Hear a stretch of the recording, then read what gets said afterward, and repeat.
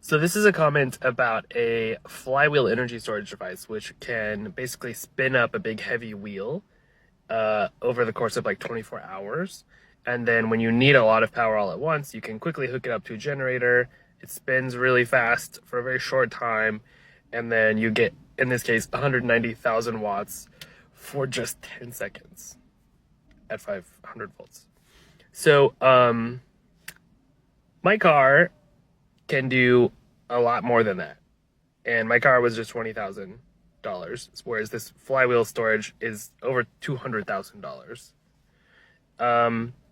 Maybe it's the case that it just needs to be more mass developed, right? There's no reason that's obvious why it should cost so much money when there are far more complex designs for energy storage that are so much cheaper.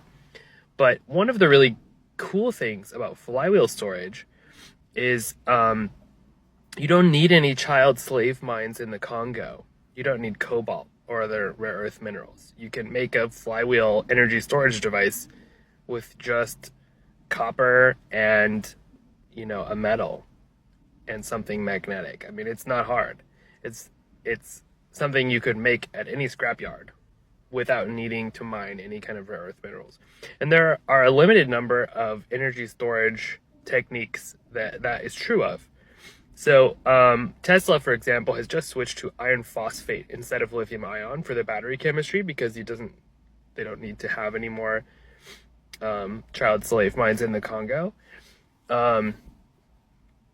But there's also gravity storage and other forms of kinetic storage. So like there's a technique where they take a big heavy train and drive it up a hill to store power and then let it roll back down when they need the power.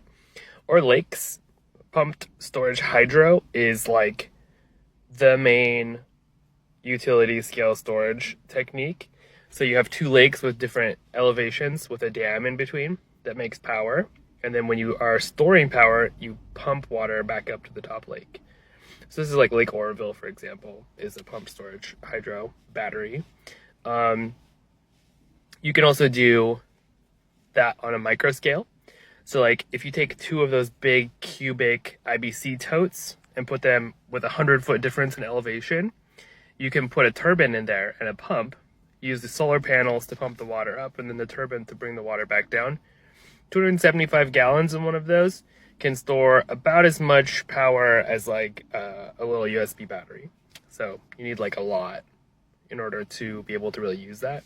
Another technique is wells with big heavy weights that go up and down. And none of these need rare earth minerals.